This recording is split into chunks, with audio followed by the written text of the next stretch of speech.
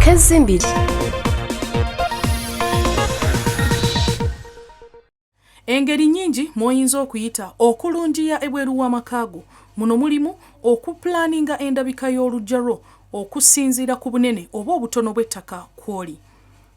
Okusimba emiti gye tufunako ebibala, okutuwa ebisiikirize, okussa empewo ennungi, teekako emiti gino kuyamba okukwata embuyaga obutakosa makaago.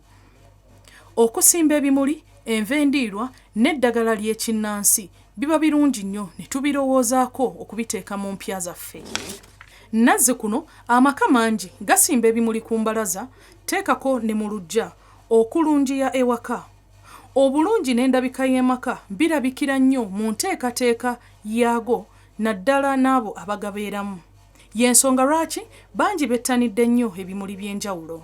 Wabula ensi bw'egenze ekula n'ebyenfuna ne bikaluba, abantu batandise okutakula emitwe okulaba nti buli kibeetoolodde kibalabikira bulungi, kyokka ate nga bakifunamuko ne ku ssente. Kati mu kifo ky'okusimba ebimuli byokka, abantu basazeewo okulimira mu mpya zaabwe okusingira naddala nga balima enva endiirwa, eddagala okusobola okuggyamuko akasente. Olwaleero mu pulogulamu eno Akeezimbira tugenda kutunuulira bw'oyinza okuyooyoota amakaago n'ebimera eby'enjawulo ate nga ofunamu ssente.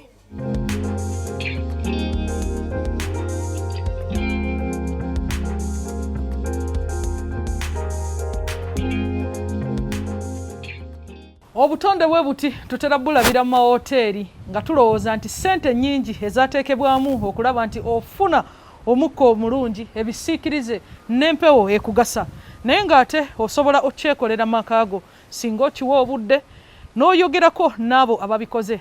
Oyinza okwesanga nga tekikostinga oba nga teweetaaga ssente nnyingi okukikola makaago. Lwaki musaanidde okubeera nga empya oba oluggya lwo olukozesa bulungi okufuna ku miti, ebimuli, enva endiirwa, akasubi tokeerabidde ne peva weeri? Kyetaagisa ki? Era ani omutuufu alina okukikola? Gwali mu kondominium osobola okufuna embeera bw'eti? Wano we tuli maka ga mukyala Amelia Momo Masiko, akikoledde emyaka 17. W'oba otudde n'okirowoozaako, gw'osuubidde biki eby'enjawulo by'oyinza okufunamu? Osobola okufunamu akasente singa okyagadde mu mbeera eyo, oba okukola saving mu makaago ng'okoze enva endiirwa. Byonna tugenda batuwayamuko naye. Nange Shakurah Nakandi ku pulogulamu eno Akeezimbira. Neeyungaako tuwayemuko naye.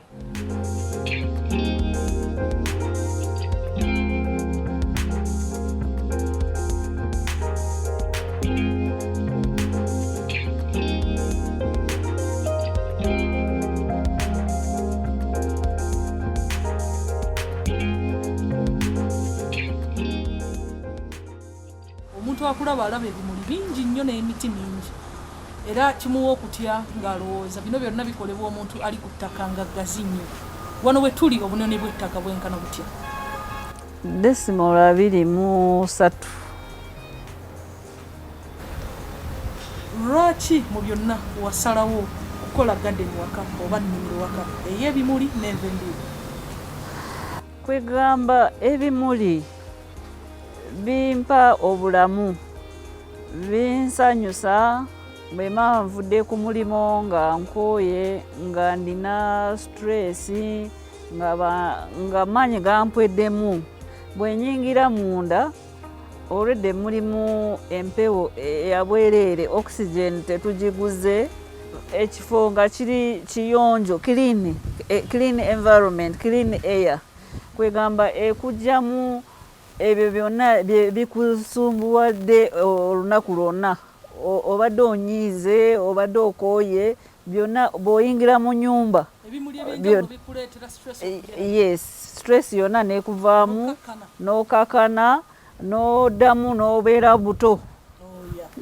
Akulaba ajja kwagala okumanya pulaani eno ey'oluggya lwo kubanga olukozesaamu ennimiro y'ebimuli n'enva endiirwa, wakirina okuva ku lubereru ku ntandikwa ng'ozimba ennyumba eno?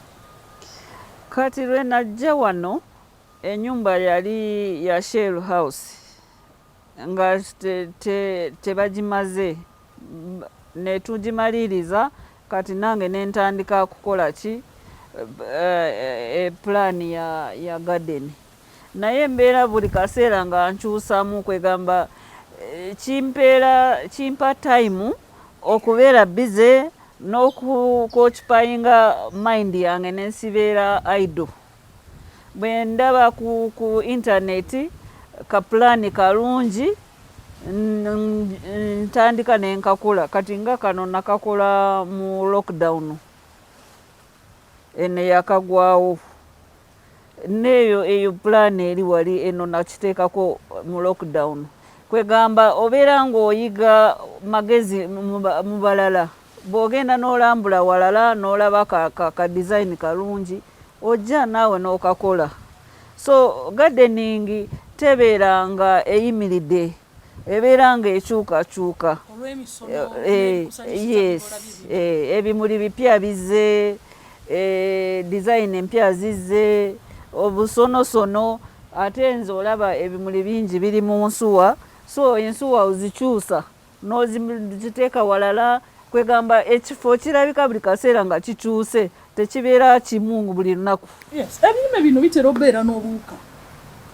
Abantu abamu kyekibatiisiza ndowooza okukola ebimuli ewaabwe. Nga ggwe Masiko okikola otya? Kati waliwo abantu bangi baagala organic fertilizer ne spray n'okufuuyirira. Kati omusulo gwa rabbit ne pupu ya rabbit, then yes, especially omusulo gugoba ebiwuka. Naye waliwo ne pesticide endala ziri mu market, nazo teziri dangerous, baza approvinga. Ogenda n'oyogera ne botanist nakuwa okusinziira ku biwuka byolina. Naye tofuuyirira nnyo, omanyi obuwuka butera kujja ng'enkuba emaze okutonnya.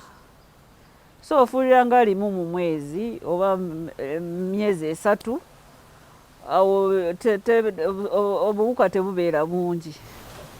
Biki omuntu bye yeetaaga okulowoozaako singa yeetaaze gardening ewakaawo? Kati ng'ali mu kutandika asobola kulambula abantu abalina gardens, oba n'agenda ne ku internet n'alaba designs. Bw'obuuza design gy'oyagala yonna, bw'oba oyagala rock garden ekulaga design. Kati gwe n'osalawo omanyi garden ebeera yiyo gw'oba ogiraba buli lunaku buli kaseera, so okola kintu ekikusanyusa. So okubaguniza ebirowoozo, obuuza abantu, then n'osalamu n'okola. Naye kwegamba gardening teyagala kupapa, ogitwala mpola mpola, okola mpola mpola, so osanga mu budde ng'evuddeyo. Tumenyere ku bika bya garden byoyogerako kuba tuwulira rock garden, akulaba agitegeera atya? Kati ng'eno ye rock garden. Eno rock garden ebeera mu rocks n'omusenyi, oteekamu n'ebimuli bw'oba oyagala. Then waliwo vertical gardening. Kati ng'eyo vertical gardening, kwegamba ne bw'oba tolina ekifo kinene, kati nga olaba ebimuli bingi nnyo, obiraba? So awo okendezeza kunanka ku space n'obiteeka ku muti, eyo ye vertical gardening. Then waliwo backyard gardening. Backyard emabega g'ennyumba. So kwegamba waliwo designs nyingi zosobola kukola, naye ng'okola kisinziira ku kifo kyo n'ekyoyagala.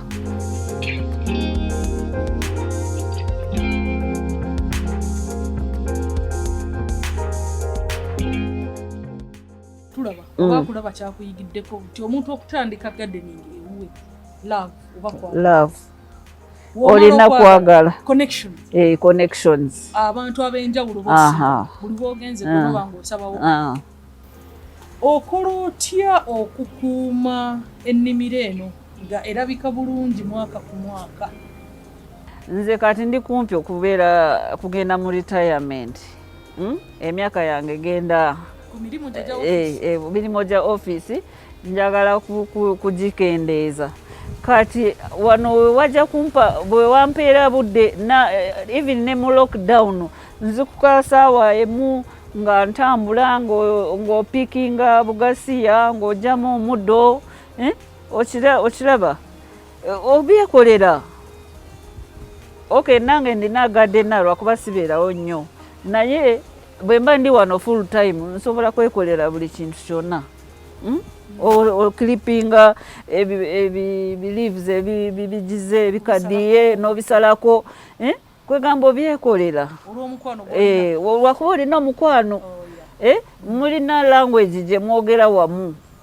Kati olaba ng'abantu bagenda mu bbaala nga bwaenjoyinga emwenge kati naffe abaagala bimuli ogwo mukwano waliwo relationship ate bw'oba obyagala nabyo bikwagala nabo bisanyuka. Okiraba abantu bangi gadeni zaabwe zoononeka lwakuba tebazifaako tebazaagala nazo ziwulira nga bw'ozirabirira.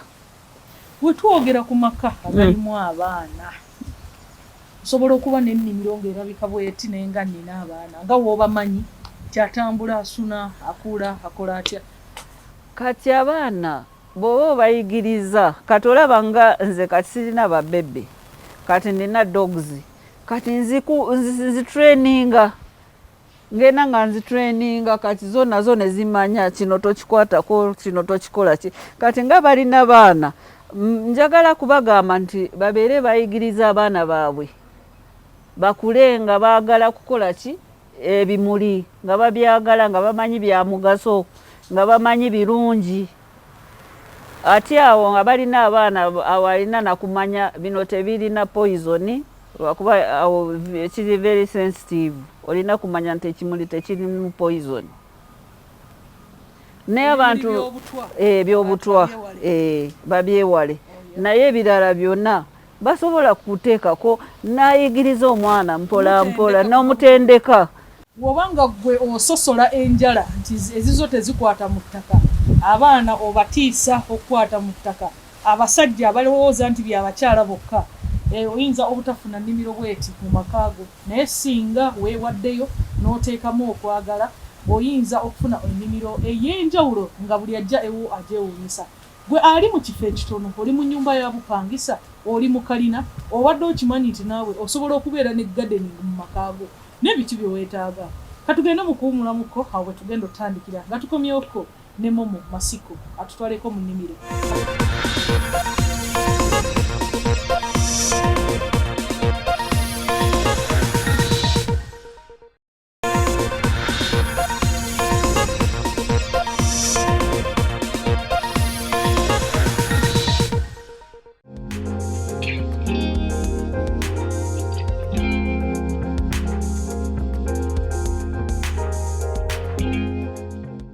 Mbakulisaayo mu bulango obwo era nga tukyali mu programu Akeezimbira gwe yakatweyungako tuli mu kitundu kyakubiri nga wano twagala tutunuulire ow'ekifo ekitono ng'oli mupangisa butya bw'oyinza okufuna gardening ewuwo awaka w'oli owa akalina oba mwe abagula ennyumba eza condominium.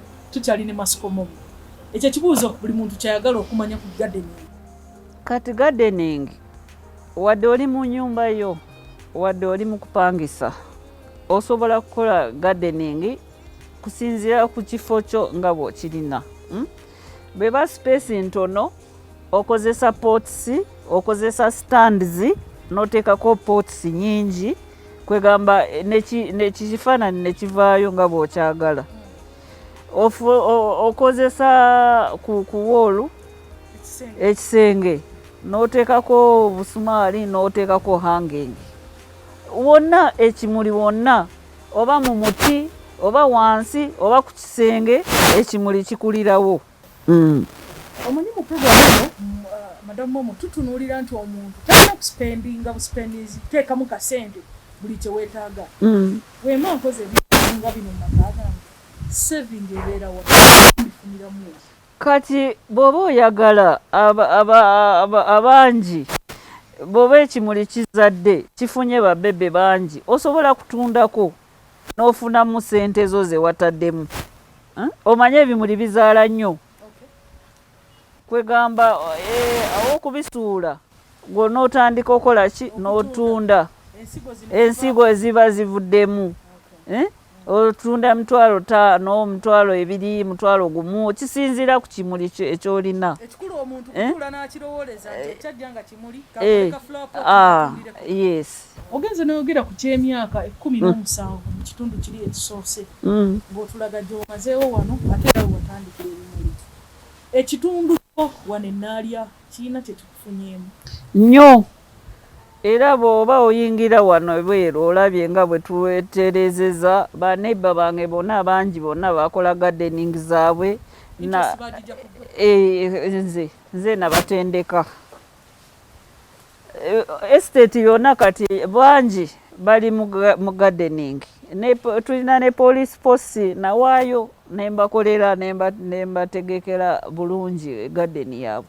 Polisi yaffe yesingayo mu polisi za Uganda bw'ogendayo sikulimba walungi nnyo era bw'ogendayo weebuuza ate ba police post si police station naye ka police post kaffe twakalongoosa n'abapolisi nabo bakola nga bali mu musanyu. Nga ggwe Ssekinnoomu Amelia Momo Masiko gardening eno ey'ewaka ogifunyemu ki? Ekyokusooka kimpadde obulamu.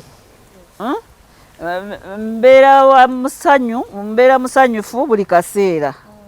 Sirina stress, ndina empewo nungi, sibeera mulwadde lwakuba ndina awantu awanzaamu amaanyi. Then nfunye emikwano mingi mu bimuli. So sibeera bored. Nina mikwano mingi mu bimuli mingi. Tulina ne group kati ya lwakuba WhatsApp limitinga kati tuli 256. Tuli mu ku Facebook. So ekyo kinsanyusiza nnyo okulaba nti nange omugaso mu community. Abantu bafunyeemu abalala bayize, abaana bato, bavubuka batandise okutunda ebimuli, abalala basiiga bupootisi. Nze naba inspiringa okukola ki nabasikiriza. Then abantu bangi kati amaka gaabwe abangi abajja wano baddayo ewaabwe ne bagira ki ne ba cleaning ewaabwe ne balongoosayo ne bakola designing nnungi. So kimpadde ssanyu nnyo kulaba nti nange Uganda yaffe tugikoze ekulaakulanye modernization kwegamba tusigadde mabega ng'abalala. Omanyi osobola ogenda bweru ne weegomba ne weeraba akanyumba katono naye nga kalina garden nnungi naye ffe nga tetusobola kubikola. So naffe tulina buyinza, naffe ebintu byonna byebiri tusobola kubikola. Kuno okuwabula nange nandiyagadde okutwala ku bantu abakola ennyumba amatirina ate ne bazimba olujja. Naaba ng'akoze kalina nnene oba amakaage manene naye ate olujja onna n'ateekako peva. So n'olwekyo abantu batandika okukyusa. Kuba kituufu wano wo empewo bulamu ddala era ne blizi yawo oba kaweewaka akajja kanjawulo n'omuntu afulumyeko ebweru. Wano we twagala tukubuulize mu by'okuzimba nga olaba bikyuka bwe bigenze nga bikyuka. Trends nyingi gw'okulabirawa mu myaka egyo egijja mu maaso. Kati abali mu matawuni kwegamba space ejja kugenda ng'ekendeera. So awo bajja kubeera nga bakola vertical gardening ng'oku walls ne stands awo bajja kwenjoyinga awo. Naye kwegamba ebintu bijja kubeera nga bikyukakyuka kusinziira ebimuli ebiri ku mutendero. Ebimuli bingi kati bitandise okujja okuva bweru. Ebimuli bingi biyingiddemu. So abantu bagenda bweru ne balabayo ebintu bulungi ne babireeta eno. Kati tugenda nga tukulaakulanya naffe. So ebintu bijja kugenda nga bikyuka kusinziira nga environment egenda nga ekyuka.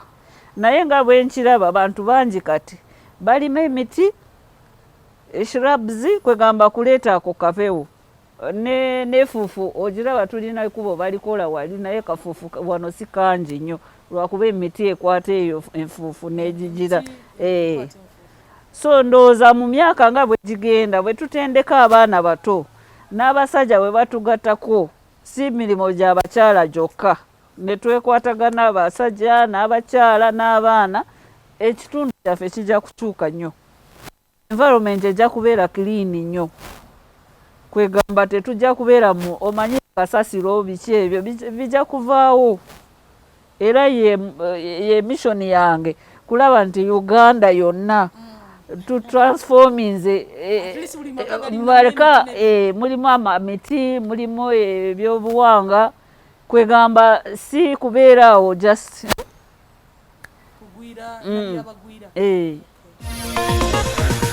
nga wotugambyeko nti olina emirimu gya office giri ffe tuba tumanya ali mu office akasente kajja ate ne wano otulaga gardening naye ereeta akasente bwe twagalira otuwe ku bubaka okubirize ku bali eyo abakulaba butya bwayinza okutandika gardening ate naaba ng'afunamu akasente kati waliwo klasi tugambe waliwo abakyala abali waka nga tebalina mirimu ate kati n'ennaku zino waliwo n'abasajja nabo tebalina mirimu then waliwo abavubuka bamaze okusoma tebalina mirimu asiibye mu nyumba yeebase ali kusigala oba ku drugs oba ku mwenge oba ku TV oba ku WhatsApp naye asobola kwekipinga bize mu bimuli bino already nakugambye ebimuli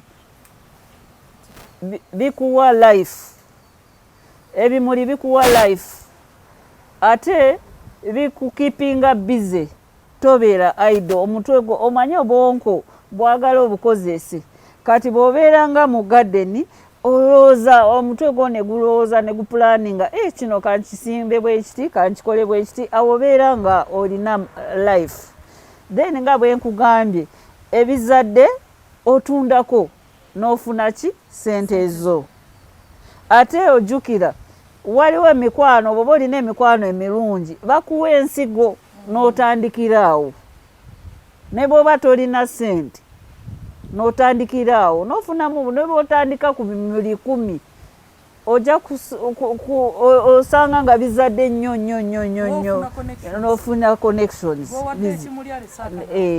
akuyisa otandika omulongooseza then abalala osobola kufunamu n'okuyiga naawe n'otandika n'ogenda n'okolera abantu abatalina budde abatasobola kubyekolera okiraba kati waliwo ng'abavubuka bagenda mu bbaala nawulira basobola kunywa mwenge 5,000